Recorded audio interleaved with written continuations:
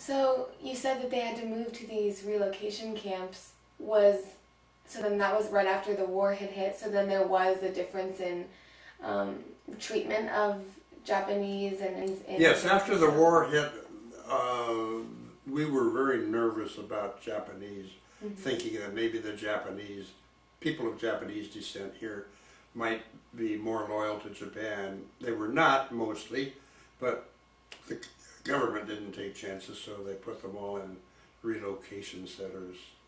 And these were outside of San Francisco, or Yes, they were, okay. They were in Central California. And I think after the war, hindsight said that was not a very good thing to do, but during wartime, you don't really think very clearly. One of my very best friends was a Japanese girl. She was a wonderful gal. And of course, when the war came in 1941, she and her whole family were moved to not a concentration camp, a relocation center. But nevertheless, they confined her, and which I thought was a great shame because she was just as American as apple pie. Yeah. She'd been born in Fresno.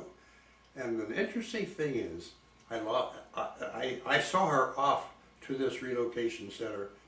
They had a staging area at a racetrack down the San Francisco Peninsula, the Tanforan racetrack.